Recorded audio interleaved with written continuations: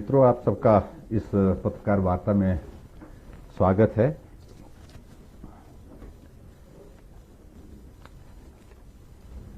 इस corona virus के इस दौर में कई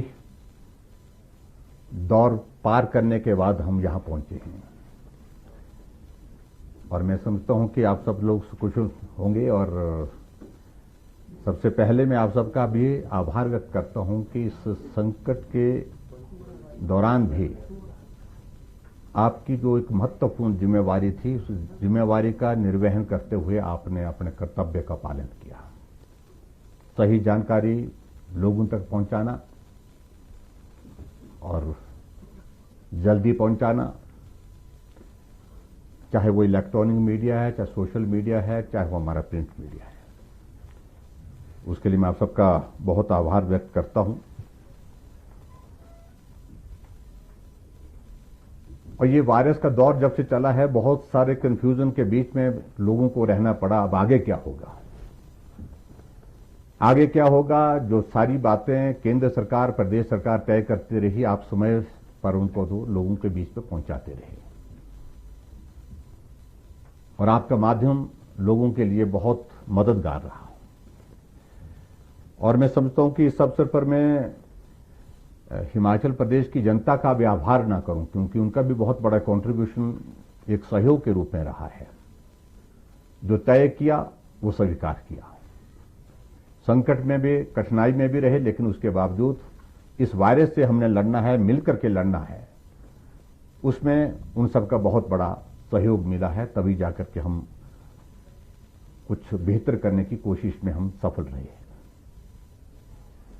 और आज के इस पत्रकार वार्ता में मैं ये भी कहना चाहूंगा, जो हमारे कोरोना वॉरियर्स हैं, डॉक्टर्स, पैरामेडिकल स्टाफ, हमारे सफाई कर्मचारी, हमारे पुलिस विभाग के कर्मचारी, होमगार्ड के हमारे कर्मचारी, जिन्होंने अपने जीवन को भी जोखिम में डाल करके बहुत बड़ा योगदान दिया, उनका भी मैं आभार व्यक्त करता हूं। मित्रों, एक परिस्थिति है जो मुझे लगता है कि उसके बारे में सब लोग विदित हैं। जब ये वायरस चाइना से होकर के दुनिया में फैलने लगा तो स्वाभाविक रूप से हमारा भारत भी इस बात को लेकर के चिंतित था कि ये वायरस आएगा तो क्या करना। ये भी सच्चाई है, ना दुनिया में इस वायरस से लड़ने की तैयारी थी, ना हमारे देश में, ना हमारे प्रदेश में। और ऐसी परिस्थिति में मैं देश के यशस्वी प्रधानमंत्री नरेंद्र मोदी जी का भी आभार व्यक्त करता हूं। भले ही साधन की कमी रही होगी, सुविधाओं की कमी रही होगी, लेकिन उसके बावजूद एक मजबूत नेतृत्व जो भारत को उनके रूप में मिला है, उस नेतृत्व ने हौसला दिया इस लड़ाई को लड़ने के लिए। और जो उन्होंने कहा, जिस वक्त उन्होंने कहा, लोगों ने सहर्ष उसको स्वीकार किया, उसको पालन किया।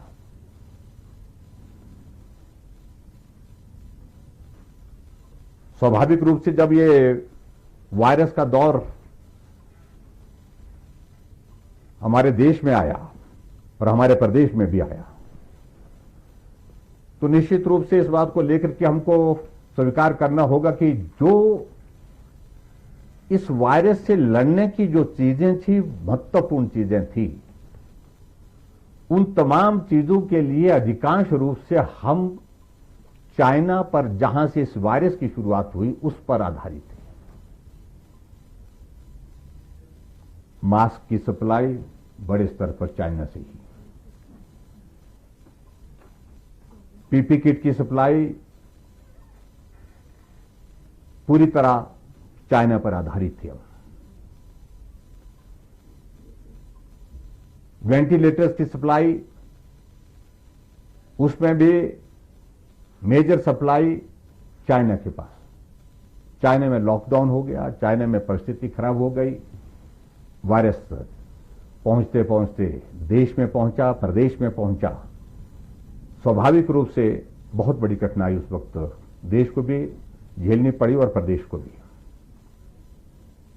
लेकिन आज मुझे इस बात को लेकर के आदरणीय प्रधानमंत्री जी को मैं बधाई देना चाहता हूं कि जहां पीपी किट हमारे देश में उस वक्त बनती नहीं थी, बहुत कम बनती थी, आज इस देश में लगभग 300 से ज्यादा यूनिट्स खड़े हो गए। मात्र 2 महीने में देश की पीपी किट की रिक्वायरमेंट जितनी है उससे ज्यादा उपलब्धता हमारे पास आज मौजूद है। अपने पांव पर खड़े होना और संकट के दौरान खड़े होना, यह मुझे लगता है कि बहुत बड़ी एक सीख भारत को मिली है। जहां तक मित्रों हिमाचल प्रदेश की बात है, मैं आपके बीच में कुछ बातों का जिक्र करना चाहूंगा कि हिमाचल प्रदेश में एक परिस्थिति ऐसी आ गई थी जब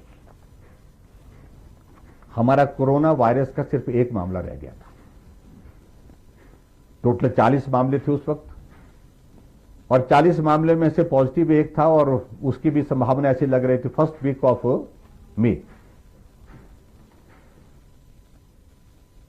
लेकिन इस बीच में एक बहुत आग्रह भी था और मुझे लगता था उसकी भी आवश्यकता भी है। हिमाचल के बहुत सारे लोग जो दूसरे प्रदेशों में फंसे हुए थे, संकट में थे, परेशानी में थे, बच्चे पढ़ने के लिए गए थे, एक कमरे में जिंदगी बसर कर रहे थे, जिंदगी गुजार रहे थे। वो बहुत बड़ा संकट था। ऐसी परिस्थिति में एक मानवीय दृष्टिकोण यह आवश्यक था कि जहां पूरे देश भर में मामले बढ़ रहे हैं, हमारे हिमाचल के बच्चे अगर दूसरे प्रदेशों में फंसे हैं और उनके जीवन पर संकट है और उनके जीवन की रक्षा करने का दायित्व यह भी हमारे ऊपर है, उनको वापस प्रदेश लाना यह बहुत आवश्यक था। और हमने इसमें कोशिश की। हमने कोटा से बच्चे लाए, हमने दिल्ली से बच्चे लाए, हमने चंडीगढ़ ट्राई सिटी से बच्चे निकाले, हमने मुंबई से बच्चे लाए, हमने गोवा से बच्चे लाए, बेंगलोर से बच्चे लाए, और उनके साथ साथ में बहुत सारे ऐसे लोग थे जो हिमाचल के रहने वाले थे, किसी काम से, किसी व्यवसाय से, किसी नौकरी की वजह से, चाहे वो गवर्नमेंट सेक्टर में है चाहे प्राइवेट सेक्टर में है, दूसरे जगह पर दूसरे प्रदेशों में थी, वो भी घर आना चाहते थे। और स्वाभाविक रूप से जब इस प्रकार की परिस्थिति होती है, जब जीवन संकट में आदमी महसूस करता तो उसकी एक भावना व्यक्त होती है कि मैं अपने परिवार के बीच में जाऊं, परिवार के बीच में रहूं, चाहे वो गरीब मजदूर है चाहे वो करोड़पति है, उसके मन की इच्छा होती है ऐसे संकट के दौरान मुझे अपने परिवार के साथ रहना है। जब हमारे आदरणीय प्रधानमंत्री जी के साथ वीडियो कॉन्फ्रेंस हुई सभी चीफ मिनिस्टर्स की, तो चीफ मिनिस्टर्स की ओर से सबकी ओर से आग्रह था कि अब भले ही मामले बढ़ गए हैं, लेकिन इस मानवीय दृष्टिकोण के आधार पर हमको सब लोगों को जो जहां जाना चाहता है उनको मदद करनी चाहिए वहां जाने के लिए। और उस दृष्टि से हमने बहुत सारे लोगों को हिमाचल प्रदेश लाया। और ये जानते हुए भी हम कि जहां से वो लोग आ रहे हैं वहां से आने का मतलब यह है कि कोरोना वायरस के मामले हिमाचल प्रदेश में बढ़ेंगे। हम ले आए, मामले भी बढ़े, लेकिन फिर भी हमने व्यवस्था इतनी मजबूत की थी कि जो लोग आए उनको घर में नहीं भेजा, उनको घर से पहले इंस्टीट्यूशनल क्वारंटीन करने की व्यवस्था की, वहीं पर ही उनको रोक करके रखा। और उसका परिणाम यह रहा कि कम्युनिटी स्प्रेड को रोकने में हम काफी हद तक, मैं कह सकता हूं काफी हद तक, मैं कह सकता हूं पूर्ण रूप से हम सफल हुए। हम 1,70,000 लोगों को दूसरे प्रदेशों से लेकर के अपने घरों में पहुंचाए।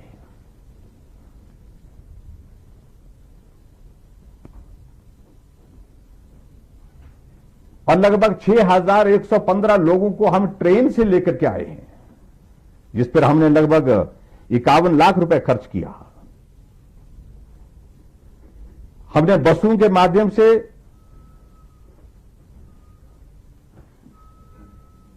लगभग 22,000 लोग लाए और जिसमें लगभग 3.5 करोड़ के लगभग हमने खर्च भी किया।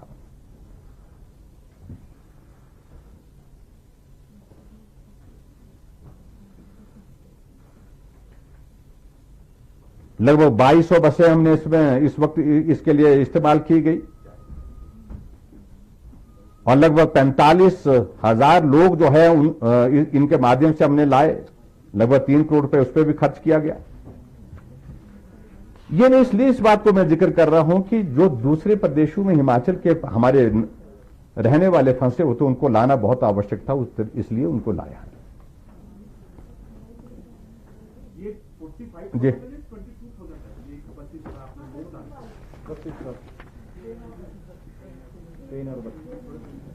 हाँ, मैं एक मिनट में रिपीट कर लूं सारा।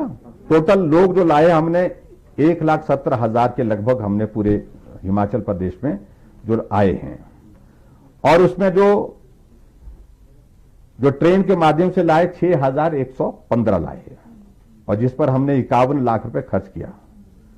जो बसें से लाए तो वो जो है वो 22,000 के लगभग हमने जो लोग लाए हैं, और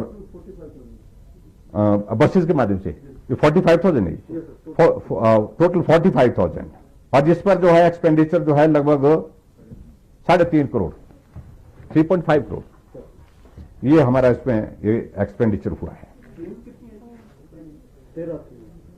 13 ट्रेनें आई हैं। ये डिटेल अगर आपको चाहिए होगी तो वो डिटेल हम अलग से दे देंगे। मुझे लगता है कि उसकी ज्यादा डिटेल जो है वो उधर है। अब जहां तक हिमाचल प्रदेश में एज ऑन टुडे जो कोरोना वायरस के जो मामले हैं बढ़ करके जो है वो थोड़े हमारे लिए थोड़ा सा चिंता का विषय जरूर हुआ वो, क्योंकि मामले स्वाभाविक रूप से जब आने थे, जब लोगों को लाना था तो वो बढ़ने ही थे। अभी तक हमारे पास लगभग 359, अभी लेटेस्ट कोई और आज 362 और एडिशन हो गई उसमें।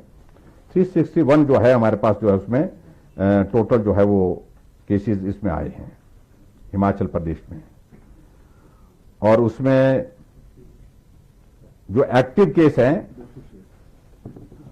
वो 206 हैं। एक मिनट मेरे पास होगा यहां पर, एक्टिव 206 है। और उसमें 2-3 चीजों का मैं जिक्र जरूर करना चाहूंगा। जो डेथ रेट है हमारी स्टेट में 1.52% है, एज कंपेयर टू जो हमारे नेशनल एवरेज है जो उसमें 2.48%। और दूसरा जो सबसे बड़ी बात थी कि पहले जब हम इस हिमाचल प्रदेश में जब हम टेस्टिंग करने लगे तो हमारे पास 2 लैब थी। पहले एक भी नहीं थी पहले, फिर उसके बाद फिर हमारे पास 2 हुई, 2 होने के बाद फिर उसके बाद फिर अब आजकल हमारे पास 5 है, और 3 हम और को कोशिश कर रहे हैं कि 3 और भी हमारे पास हो जाए। पहले हमारी टेस्टिंग की कैपेसिटी जब 2 लैब थी तो लगभग हमारा 130 और 150 के बीच में होती थी, और अब हमारी टेस्टिंग की कैपेसिटी हिमाचल प्रदेश में 1400 और 1500 की लगभग हो गई है।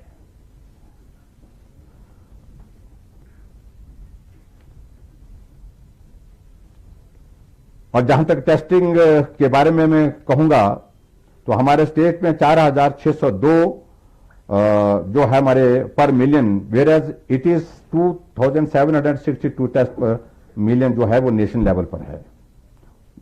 देश की तुलना में हमारी काफी ज्यादा उसमें बड़ी है। जो पॉजिटिविटी रेट जिसको हम बोल सकते हैं जो सैंपलिंग का है वो हमारा हिमाचल प्रदेश का 1% है as compared to 5.5% at all India level. इसमें भी हम बेहतर हैं, और रिकवरी रेट में भी हम काफी अच्छे हैं, 40% हमारा है। लेकिन इसमें मैं जरूर ये बात कहना चाहता हूं कि जो हमने हिमाचल प्रदेश में जो बाहर से लोग लाए, जिसमें महाराष्ट्र से और खासतौर से महाराष्ट्र के अलावा दिल्ली से 86 केसेस जो है वो जो दिल्ली के रहने वाले थे वो पॉजिटिव पाए गए। बड़ा कंट्रीब्यूशन जहां का रहा जिसका मैं कह सकता हूं। एंड 161 महाराष्ट्र का। ये जो टोटल फिगर मैंने बताई, नहीं तबलीगी तो अलग से है, ये तो जो माइग्रेंट की बात कर रहा हूं मैं,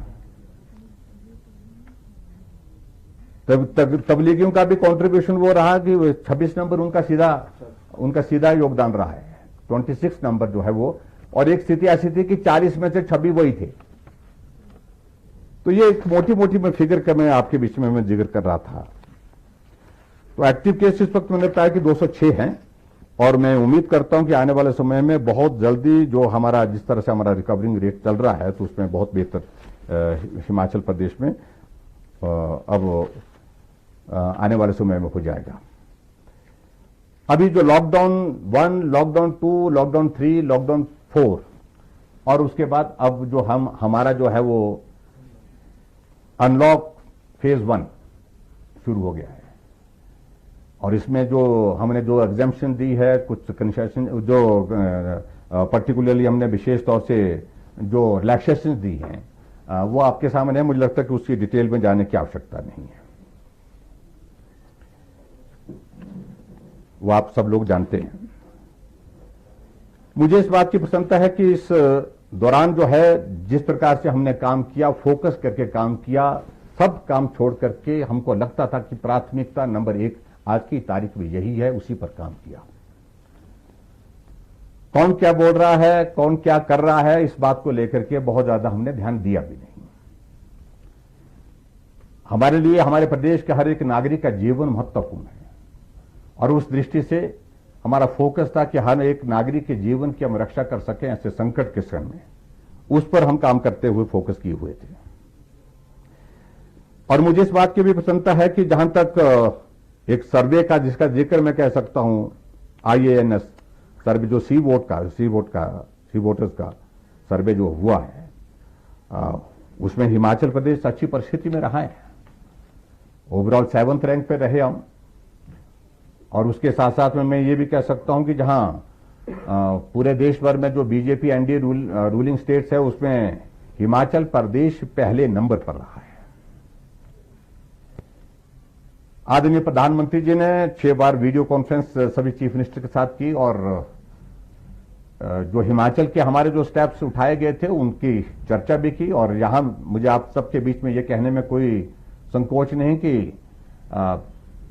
हिमाचल के कुछ अच्छे ऐसे जो हमने जो कदम उठाए हैं, जिसमें ACF का जो पर्टिकुलर जो हम एक्टिव केस फाइंडिंग के लिए जो हमने प्रोसेस शुरू की थी, उस प्रोसेस को माननीय प्रधानमंत्री जी ने सभी मुख्यमंत्री जी की उपस्थिति में कहा कि ये सभी प्रदेशों को करना चाहिए जो हिमाचल ने किया है। लेकिन उसके बावजूद भी हम इस बात से सहमत हैं कि perfection can not be achieved, मतलब कहीं न कहीं काम करते हुए कमी छूट रहती है, रह जाती है, त्रुटियां भी, उससे सीखने को भी बहुत कुछ मिला है।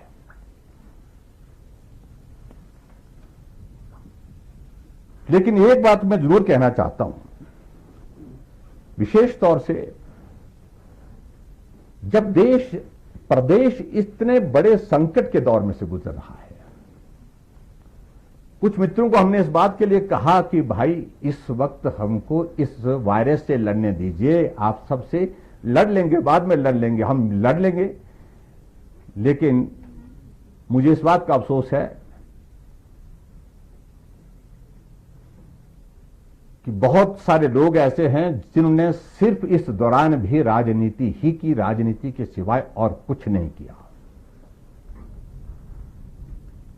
और बड़ी दिलचस्प बात तो यह है कि उस दल के जो विपक्ष का दल है हमारा, जमीन पर किसी को मदद करते हमने उनको कहीं नहीं देखा। लेकिन 12 करोड़ रुपए का बिल जो है केंद्र को अपनी पार्टी को भेज दिया कि ये पैसा हमको दिया, हमने इतना पैसा हिमाचल प्रदेश में खर्च कर दिया है, और हमने इतने मास्क बांट दिए हैं, हमने इतने सैनिटाइजर बांट दिए हैं, हमने इतनी पीपी किट दी दी है।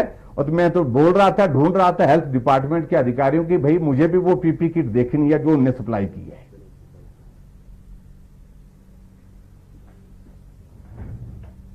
आखिरकार वो क्या संदेश देना चाहते हैं कि केंद्र से वो पैसा अपनी पार्टी से लेकर के कहां इस्तेमाल करना चाहते हैं।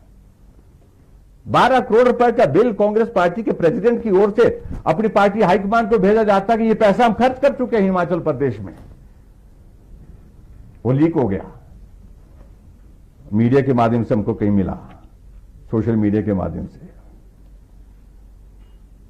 और इसलिए मित्रों, सबसे बड़ी बात, हम अनावश्यक रूप से, देखिए, आप सबसे भी नहीं मिले, हम कहीं दूसरी जगह नहीं कहे, राजनीति की बात नहीं कही, इसलिए नहीं कही, यह दौर उस काम के लिए नहीं है। यह दौर किसी और काम के लिए जो सबसे महत्वपूर्ण है, वो कोरोना के खिलाफ लड़ाई एकजुट होकर के लड़ने के लिए। लेकिन हमारे मित्र जो है वो इसी चीज को लेकर के करते रहे।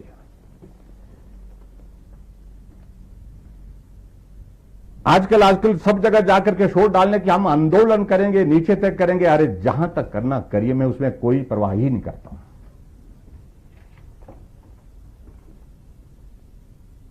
हम पर आरोप लगाया था विधानसभा के अंदर और कहा था कि पटवारी की भर्ती में बहुत बड़ा घोटाला हुआ है, और माननीय हाई कोर्ट ने आदेश दिया सीबीआई को, इसको सीबीआई इसकी जांच करे। हमने कहा हम तैयार हैं।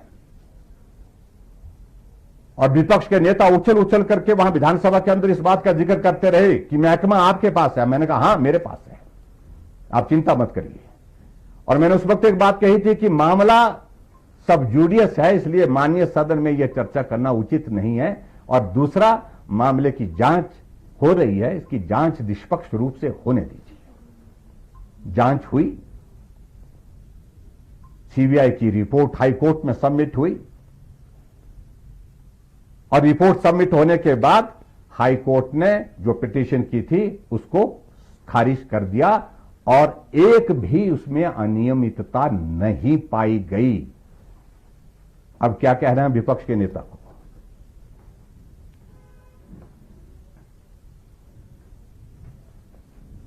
विपक्ष की भूमिका है, मैं उस भूमिका को निभाने के लिए मैं कहता हूं आप निभाइए उसको। लेकिन हर जगह इस प्रकार से बेतुकी जिस प्रकार की बातें कहना कि घोटाला हो गया पटवारियों की भर्ती में, पर आज दूध का दूध, पानी का पानी हो गया। मैं उनसे जानना चाहता हूं इस बारे में उनको अब क्या कहना है। कोई जवाब नहीं है उनके पास। और आजकल जहां तक खासतौर से इस कोरोना के दौर में जब हम इस लड़ाई को लड़ रहे हैं, वो इसमें भी कोशिश कर रहे हैं। लेकिन मैंने एक दिन भी कही, पहले भी यही बात कही, आज भी एक बात कर रहा हूं। कतई भी गुंजाइश नहीं है। और इस दौरान कोई भी आदमी अगर इस तरह की इसमें भ्रष्टाचार की कोई कोशिश करेगा, इससे बड़ा पाप कोई दूसरा हो नहीं सकता है। मैंने अधिकारियों को भी इस बात को स्पष्ट कहा है, किसी भी स्तर पर जो है चीज जो है वो कहीं भी अगर कोई गलत होगा तो वह बर्दाश्त के योग्य नहीं होगी। सैनिटाइजर का मामला आया, इससे पहले कि सैनिटाइजर की पेमेंट होती, वो बढ़ता, उसको ज्यादा लोग उसका इस्तेमाल करते, उससे पहले ही मामला दर्ज किया गया और एक सुप्रीडेंट को सस्पेंड किया गया, 3 लोगों को चार्जशीट किया गया है, एक्शन लिया गया, विजिलेंस में एफआईआर दर्ज की। कोई गुंजाइश नहीं, बड़ा साफ कहना चाहता हूं मैं। क्योंकि कुछ लोगों की ऐसी परिस्थितियों में मानसिकता होती है, ये दौर है कुछ करने का, कुछ ऐसा करने का।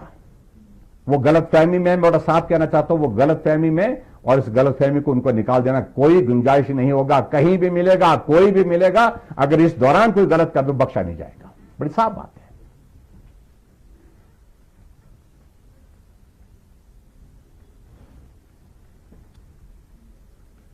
है। एक मामला और आया पीपी किट का, और उस पीपी किट के मामले को लेकर के जहां तक सरकार की जो परचेज की है, प्रोक्योरमेंट की बात है, उसमें कोई भी अनियमितता नहीं है। मामला 2 लोगों के बीच में है।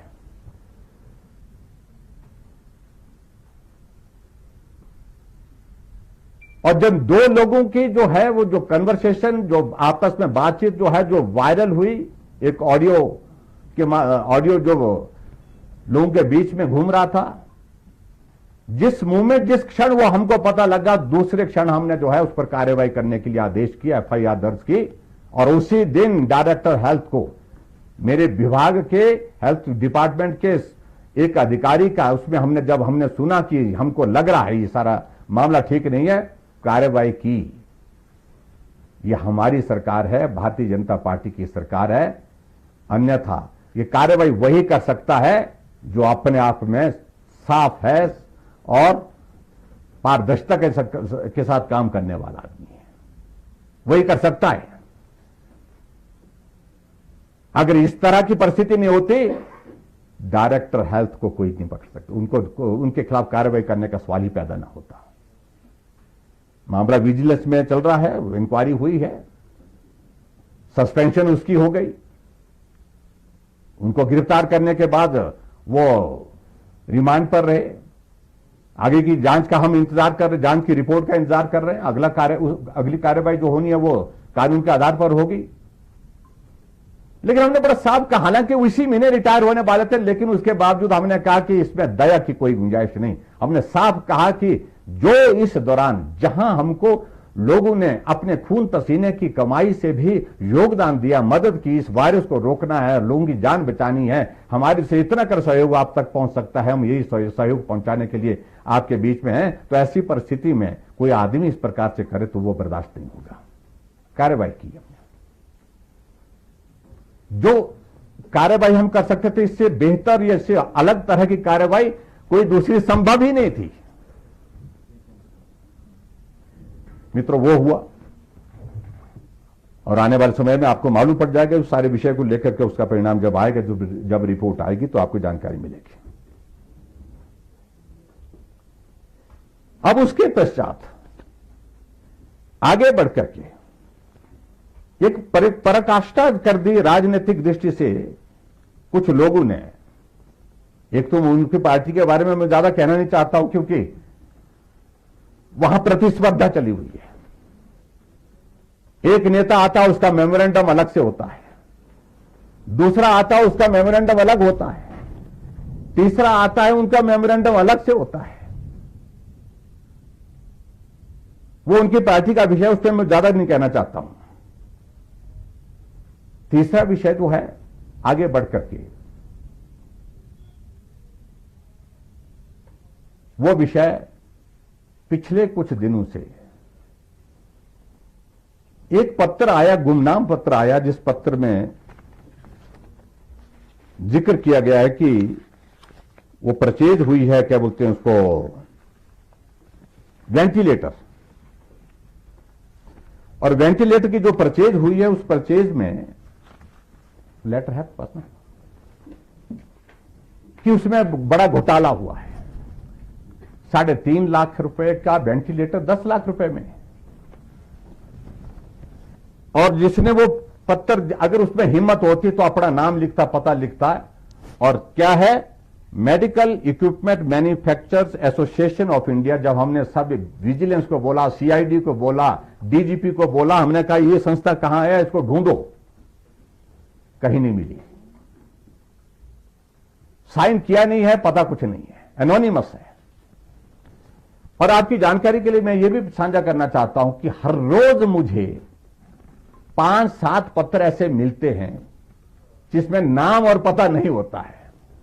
अपना स्कोर सेटल करने के लिए भेजे जाते हैं, किसी अधिकारी के खिलाफ, किसी नेता के खिलाफ, किसी के खिलाफ, किसी संस्था के खिलाफ। क्या वो सभी का हमको उस तरह से कॉग्निजेंस लेना है क्या? जब जिस आदमी में हिम्मत ही नहीं है कि वो अपना नाम और पता बता सके, तो समझ लेना चाहिए कि ये सही बात नहीं है। मुझे अफसोस है उसके बावजूद भी कुछ मीडिया ने उसके बावजूद भी इसको प्रकाशित किया है, जबकि मेरे हिसाब से इस प्रकार के पत्र जो बिना एड्रेस के, बिना पते के आते हैं, उनको छापना चाहिए, नहीं छापना चाहिए, मुझसे बेहतर आप लोग जानते हैं। और आजकल वो कांग्रेस के लोग इस सारे पत्र को लेकर के, चिट्ठी को लेकर के, सीपीएम के लोग सब मिलकर के जो है राज्यपाल महोदय जी के पास जा रहे हैं। और राज्यपाल महोदय जी के पास जाकर के कह रहे हैं कि कि मुख्यमंत्री को त्यागपत्र देना चाहिए। हम उन कांग्रेस के मित्रों को हम कहना चाहते हैं कि मदद करिए, अगर ये आदमी आपको मिल जाए कहीं, अगर आपके ही बीच में है तो ले आओ, नाम और पते के साथ लाओ तो सही। हम यहां हैं, हम सामना करने के लिए तैयार हैं। और जिस वेंटिलेटर की बात करें, उस वेंटिलेटर के बारे में मैं टेक्निकल चीज तो मैं धीमान जी को बोलूंगा, क्योंकि वो टेक्निकल चीज के बारे में थोड़ा सा एक्सप्लेन करेंगे। लेकिन मैं इतना जरूर कहना चाहता हूं, जो हमने 9,19,000 रुपए में खरीदा, आज भी अगर जैम पोर्टल में जाएंगे तो उसकी कीमत 10,30,000 है।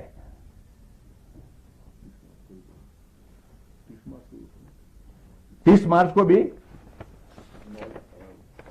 एक मिनट में मैं चाहूंगा कि इसका टेक्निकल पार्ट आपके पास है, डिटेल इसकी टेक्निकल पार्ट के लिए मैं बोलूंगा, धीमान जी थोड़ा सा एक्सप्लेन करें, फिर मैं बाद में अपनी बात पूरी करता हूं। जैसे माननीय मुख्यमंत्री महोदय ने कहा, वेंटिलेटर का ओवरऑल प्रदेश में बहुत शॉर्टेज था। आप सभी बात आप भी लिखते रहे, अब भी लिखते हैं, आप तो साइंस में कोई वेंटिलेटर नहीं है।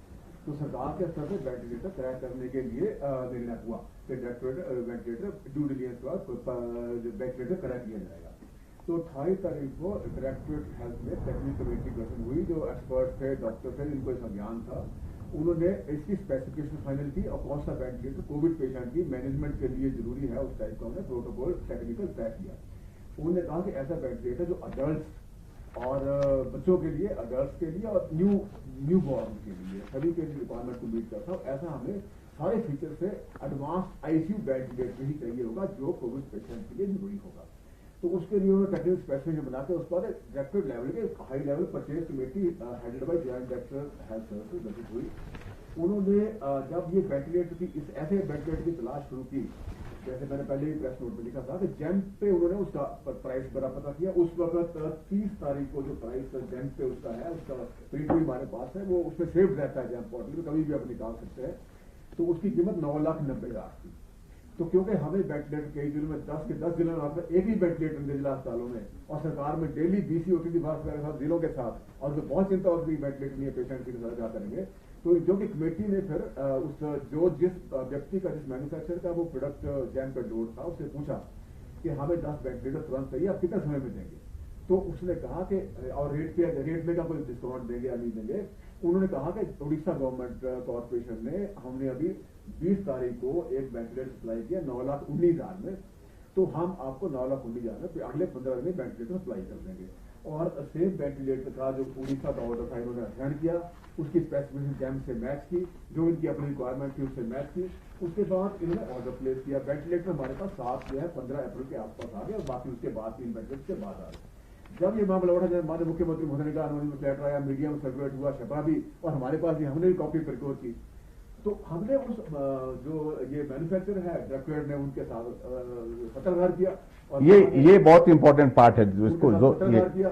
और पत्राचार किया तो उन्होंने कहा कि ये बिल्कुल झूठ बात है। उन्होंने लिखे भेजा, मैन्युफैक्चरर की मेल हमें आई है डायरेक्टरेट को, उन्होंने मेल में आपको शेयर करूंगा आप सबके साथ। उन्होंने लिखा कि ये जो आपका वेंटिलेटर है, ये हरियाणा गवर्नमेंट ने भी उसके बाद 20 तारीख को, 20 अप्रैल को हरियाणा गवर्नमेंट ने भी ऑर्डर प्लेस किया है, और उसकी जो कीमत है 16 अप्रैल को हरियाणा गवर्नमेंट ने ऑर्डर किया है 10,29,000 के, 10,30,000 के आसपास, और टैक्स मिला के हमारा भी उसी कॉस्ट आता है, हमारे समान ही लगभग रेट होता है। ये हरियाणा गवर्नमेंट जो लिया है, ये 16 अप्रैल को लिया हमारे पास, तो वो भी हमने इनवॉइस मंगवाई है, हमारे पास इनवॉइस मंगवाई है। और उसके बाद जो 30 तारीख है, 30 तारीख को जैम पे जो अभी कल परसों का जैम का रेट है, वो भी 10,30,000 है। तो वो भी हमने प्रिंट जैम से लिया, आप भी देख सकते हैं, कोई पब्लिक भी देख सकते हो, जैम के पोर्टल में सेव रहता है 30 का रेट। आज की डेट में भी वो उसी रेट पे अवेलेबल है, जो 10,30,000 के आसपास। और इस कंपनी ने स्पष्ट किया है कि ये जो वेंटिलेटर के बारे में जो मेल में लिखा गया है एनोनिमस लेटर में, ये सरासर झूठ है। उन्होंने कहा कि ये जो वेंटिलेटर हमने आपको दिया है, ये आईसीयू वेंटिलेटर है। मैं पहले कहा अडल्ट, बच्चों और न्यू बॉर्न की रिक्वायरमेंट को मीट करता है, एडवांस आईसीयू वेंटिलेटर है। जबकि जो ये बिल लगा है साथ में, मैं इसको आपको परिचय सुना देता हूँ थोड़ा सा।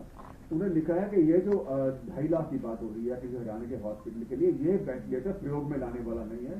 ये एक डेमोन्स्ट्रेशन यूनिट के तौर पर हमने कंपनी को ट्रांसफर किया था, सिक्योरिटी अगेंस्ट 2.5 लाख की सिक्योरिटी थी। ये फंक्शनल वेंटिलेटर नहीं था। ये किसी हॉस्पिटल को बेचा नहीं जा सकता था, ये एक डेमोस्ट्रेशन के लिए था, मार्केटिंग के लिए उन्होंने रखा था हॉस्पिटल में। और उन्होंने लिखा है कि this unit is issue to our dealer only for demonstration purpose, not to be sold. आगे लिखा unit is not for sale to customer. This price जो इसमें लिखा हुआ है केवल it is just a security amount जो डीलर बाद में रिटर्न कर देता है जब वो इसको वापस करता है, ये पब्लिक यूज के लिए नहीं है। और जो हमने आपको वेंटिलेटर दिया है वो जो ये एडवांस वेंटिलेटर है अडल्ट पेडियाट्रिक पेशेंट के यूज करने के लिए, इसलिए ये रेट हमारा जैन में लिखा है, आज भी कोई रेट है जो आपको पहले दिया है। सो इसलिए ये एनोनिमस लेटर सरासर झूठ, तथ्य पर आधारित ना होकर केवल एक शरारतपूर्ण चिट्ठी थी जिसने एक सबको मीडिया में पब्लिक को गुमराह करने की कोशिश की है। मैं तो ये भी कहना चाहूंगा कि हेल्थ डिपार्टमेंट में माननीय मुख्यमंत्री से लेकर आशा वर्कर तक सभी ने 3 महीने तक लगातार लगन के साथ काम किया, प्रदेश की जनता को सेफ्टी के लिए, सिक्योरिटी के लिए, पेशेंट की बेटर मैनेजमेंट के लिए, पेशेंट की क्वारंटाइन के लिए, पॉजिटिव पेशेंट के मैनेजमेंट के लिए, चाहे वो सर्वेलेंस का मामला हो, सारे मामलों में प्रदेश का भाजपा दर से तारीफ हुई है। और आज हमारे प्रदेश की स्थिति बाकी राज्यों से काफी अच्छी है। और आने वाले समय में माननीय मुख्यमंत्री महोदय ने कहा 144 केस अगले 1 हफ्ते में आगे डिस्चार्ज होंगे, हमारी जो रिकवरी रेट है one of the best in the country होगी। और सारी व्यवस्था में मैं यही कहना चाहूंगा कि वेंटिलेटर प्रक्रिया में जो बेल मैन्युफैक्चर की है वो आपको हम दे देंगे। फिर भी माननीय मुख्यमंत्री के आदेशानुसार हमने एक कमेटी गठित की है, उनको कहा है कि इस सारे विषयों को और जानकारी लें और इस मैन्युफैक्चर से भी और तय तक जाए, वो सारी रिपोर्ट भी आपको उपलब्ध कराएंगे। किंतु ये बिल्कुल ही तथ्य पर आधारित बात नहीं है, मैं इतना ही कहना चाहूंगा। Thank you very much. Thank you. देखिए बात कितनी है, सरल भाषा में बोलूं मैं अपनी बात। हम वेंटिलेटर, उस वेंटिलेटर की बात कर रहे हैं जो आदमी के जीवन को बचाता है, वो वेंटिलेटर उसकी बात कर रहे हैं जो डब्बा है, जो सिर्फ डिस्प्ले के लिए बाहर लगाया जाता है, उसकी कीमत का जिक्र कर रहे हैं। और उसके बाद वो भी कहा ना कि इसको हम जो है इसकी जो जब उसको वापस करते हैं, जब नया उनका मॉडल आता है डिस्प्ले के लिए दूसरा जाता है, तो वो डब्बा पुराने वाला जो है वापस करते हैं, तो उसका वो 2.5 लाख रुपए की सिक्योरिटी भी हम वापस करते हैं। कहीं तो इस्तेमाल करो, उनको मैं कहना चाहता हूं। और मैं सिर्फ इतना ही कहना चाहता हूं उनको, थोड़ा सब्र रखें, संयम रखें। बहुत जल्दबाजी में चीजों को इतना इस तरह से निष्कर्ष पर पहुंचने की परिस्थिति में कि उनको लगता है कि ये करने से हमको बहुत ज्यादा लाभ मिलेगा। अगर लोकतंत्र में उनको बोलने की आजादी है, वो हमें भी है। जब हम उनका अपना पक्ष रखेंगे लोगों के बीच में, तो जग हंसाई होगी उन लोगों की। हम उस वेंटिलेटर की बात कर रहे हैं जो आदमी की जिंदगी को बचाने में बहुत महत्वपूर्ण योगदान देता है, और खासतौर इस वायरस के दौरान। और वो उस वेंटिलेटर की कीमत की बात कर रहे हैं जो वेंटिलेटर जो है हॉस्पिटल से बाहर, इंस्टीट्यूशन से बाहर कहीं डिस्प्ले के लिए लगाया जाता है, सिर्फ बाहर का डब्बा। और उनको भी कहना चाहता हूं, विपक्ष को भी इस बात को कहना चाहता हूं कि अगर सही बात आपकी होगी, हम उस बात में जांच करने के लिए तैयार है। कतई भी परहेज नहीं करेंगे, कतई भी नहीं करेंगे। और इसलिए हमने तय किया है कि जो एनोनिमस लेटर आया है उसके खिलाफ एफआईआर दर्ज करेंगे, मानहानि का भी और क्रिमिनल केस भी साथ में करेंगे। और जो फॉर्जरी जिस प्रकार से उन्होंने वो करने की कोशिश की है, वो सारी चीज को लेकर के हम कोशिश कर रहे हैं तह तक पहुंचने की। चाहे वो आदमी कहीं भी हो, कोशिश तो ये करेंगे कि पताल से भी उसको ढूंढ लाएंगे। अगर आप सब मदद करें हमारी, तो मैं आप सबका भी आभार व्यक्त करूंगा। कहीं आपको वो मिल जाए, कहीं किसी रूप में मिल जाए। क्योंकि जिस भावना के साथ हम इस वक्त काम कर रहे हैं, जिस भावना के साथ हम काम कर रहे हैं, देखिए उस भावना का सम्मान जो है वो मैं मानता हूं कि सबसे उम्मीद नहीं की जा सकती, लेकिन कम से कम जो हकीकत है, सच्चाई है, उसको जो है उसको देखते हुए उसको समझने की आवश्यकता है।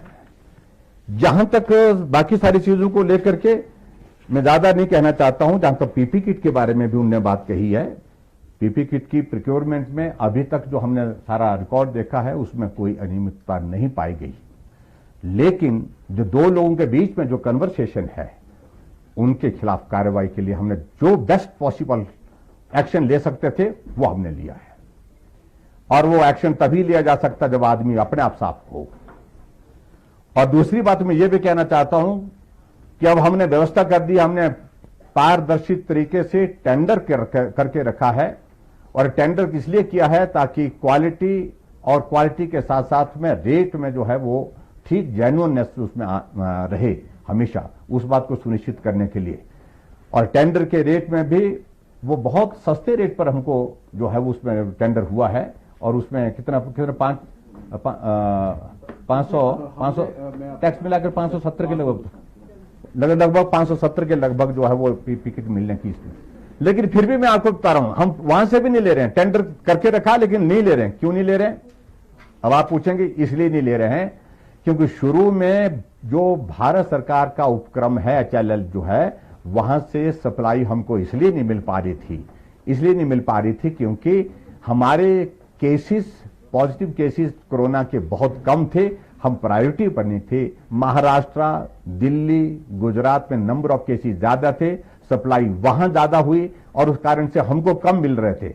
ऐसी सूरत में हमने ये टेंडर किया। लेकिन जब HLL की सप्लाई हमको सुचारू रूप से मिलनी शुरू हुई है, क्योंकि HLL की सप्लाई पूरी हमको जो है फ्री ऑफ कॉस्ट मिल रही है, ICMR की जो है वो सर्टिफाइड है वो सारी, और उसको हम प्रोक्योर कर रहे हैं। वो हम आज तक जो है सारी की सारी प्रोक्योरमेंट उसी के माध्यम से अब ले रहे हैं, टेंडर से भी हम परचेज नहीं कर रहे हैं।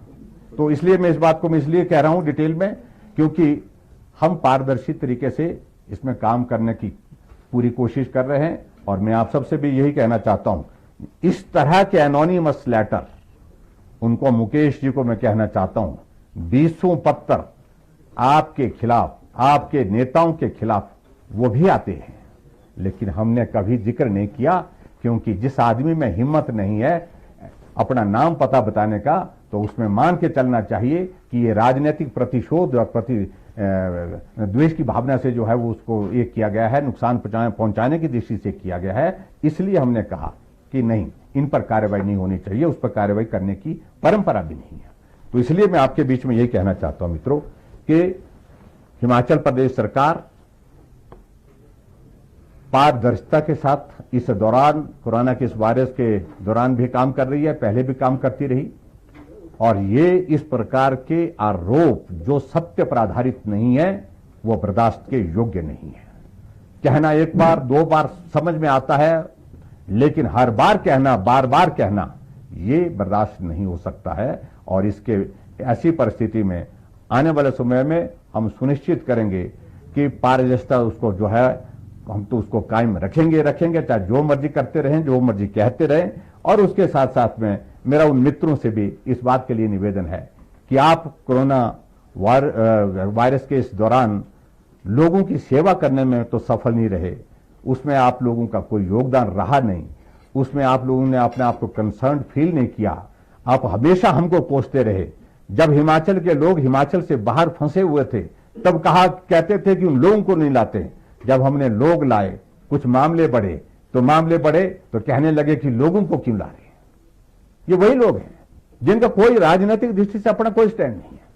तो इसलिए मुझे उनके बारे में ज्यादा नहीं कहना है, मैं सिर्फ इतना ही कहना चाहता हूं कि मेहरबानी करके ये दौर उस काम के लिए नहीं है, राजनीति के लिए नहीं है। राजनीति का दौर आएगा तो उस वक्त उस चीज को हम देख लेंगे। और हम भी राजनीति में जब जाते हैं तो ठीक है, उस वक्त की परिस्थितियां अलग तरह की होती है, लेकिन ऐसी परिस्थितियों में राजनीति करने की आवश्यकता नहीं। यही मैं उनसे आग्रह करना चाहूंगा। और मैं उम्मीद करता हूं कि थोड़ा आज के इस सारी चीज को लेकर के कुछ बातें जो उनके दिमाग पे जो है वो जो डाली गई है, जो धुंधली पक्षी अध्ययन करना चाहिए, जानकारी लेनी चाहिए उनको ठीक प्रकार से, अगर ये ली होती तो शायद मुझे लगता कि उस प्रकार की परिस्थिति नहीं है। इसलिए ये उछल कूद अच्छी नहीं है।